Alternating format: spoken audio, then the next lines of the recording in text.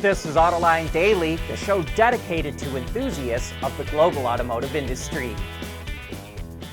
It looks like some relief is on the way for EV makers.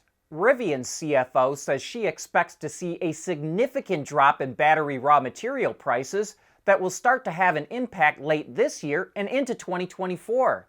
Prices went up in recent years due to short material supplies and strong consumer demand for EVs. But as those two things have started to turn in the other direction, prices are coming down.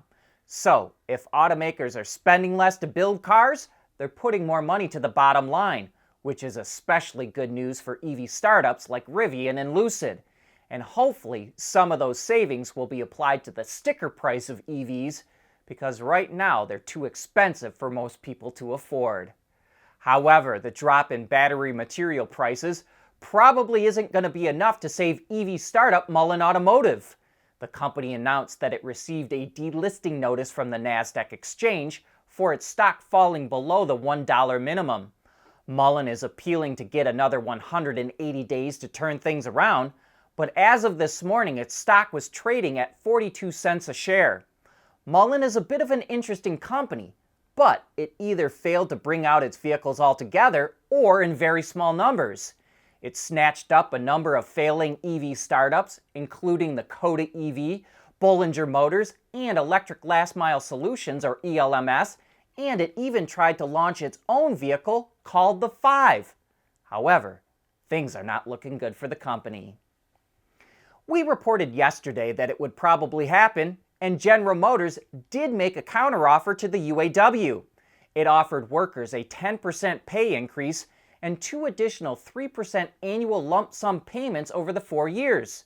It's also offering a $6,000 inflation-related payment, $5,000 in inflation protection over the life of the contract, and a $5,500 ratification bonus. But UAW President Shawn Fain was not impressed and called the proposal, quote, insulting, and says it will reduce the annual profit sharing workers receive. So, this isn't a good sign that a deal is going to be made before the contract expires next week on September 14th. But Ford is also trying to come out and appease the union. It announced that it fast-tracked nearly 8,000 UAW members to its top wage rate. They'll receive an extra $4.33 an hour on average, which works out to $9,000 a year. With overtime, it says that could increase to $10,000. Under the current contract, it takes 8 years for a worker to earn the top wage, but some of these fast-tracked workers have been with Ford as little as 4 years, and that 8-year gap is a provision that the union is looking to eliminate with its new contract.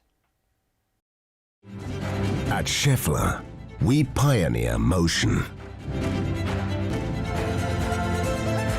Electrifying mobility, manufacturing smarter, reducing CO2 emissions, making energy production clean. Schaeffler pioneers motion to advance how the world moves.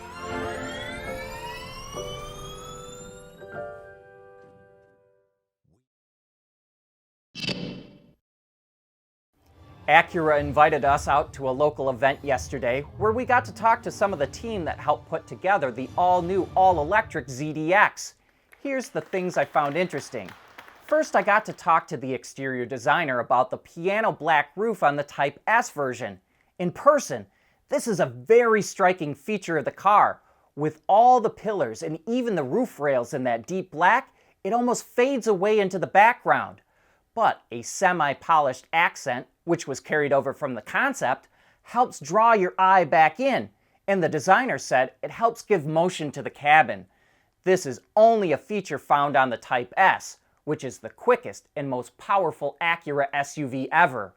All models have the platinum-colored lower accent, and the lower A-spec version will come with a body color roof. The ZDX is one of 2 EVs that Honda is getting from GM's Ultium platform.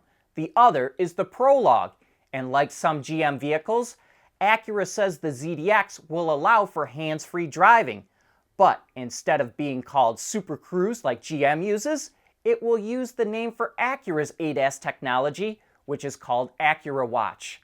The EV will be sold in all 50 states, but dealers that wanted to get their hands on a ZDX had to agree to install chargers and train their staff before the EV launches, which will be early next year. Part of the learning curve for them will be a new digital sales model that will allow customers to make the entire purchase online, which will be the case with every Acura EV going forward. And lastly, I asked about crossover repair service between Honda and GM, meaning GM could work on Honda EVs and vice versa. There's a shortage of mechanics, especially good EV techs, and I figured they might want a bigger service net. But Acura shot that down pretty quickly. The brand wants nothing to do with GM service centers. And if you'd like to learn more of the specs of the new ZDX, we covered that in a previous show, and we'll provide the link. The founders of Argo AI, the former autonomous driving unit backed by Ford and Volkswagen, are forming a new self-driving company called Stack AV. But instead of developing robotaxis, the new startup will focus on autonomous trucking. Bloomberg reports that Stack is backed by a more than $1 billion investment from Japan's SoftBank. Like Argo, Stack is based in Pittsburgh, Pennsylvania, and it already hired 150 employees. I suspect many of those employees came from Argo AI, and it has a test fleet of trucks on the road right now. As you may remember, last year Ford and VW shuttered Argo because they say autonomous vehicles are still years away from reaching mass production, and they didn't want to invest to keep it going. But Argo's founders say self-driving delivery trucks show potential for automation. China's car market had been slowing over the summer, with sales dropping in June and July, but last month they were back up.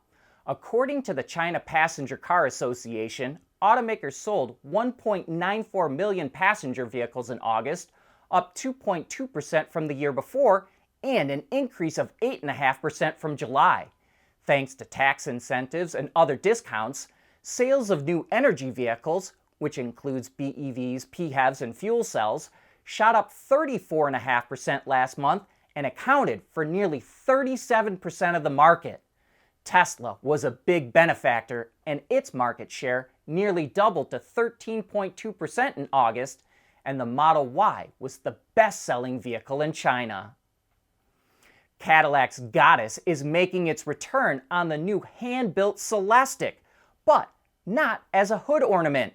A reimagined version of it appears on the front fender and on a controller on the center console, as well as above the vehicle's charging port. The Goddess hood ornament was first introduced in 1930 and was on most models until the 1950s. But that brings us to the end of today's show and this week. I hope that you have a great weekend.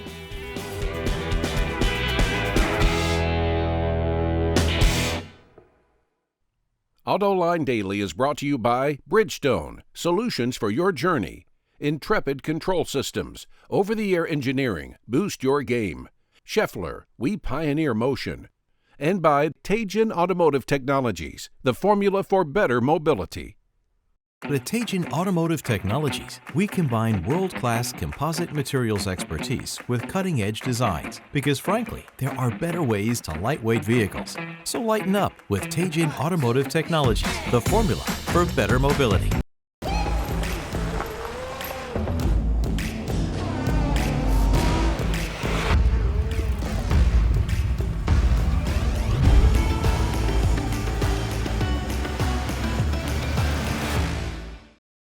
We want to know what drives your testing. OTA, connected car, diagnostics, remote testing. Intrepid Control Systems is here to help you work from anywhere. Intrepid Control Systems, driven by your data.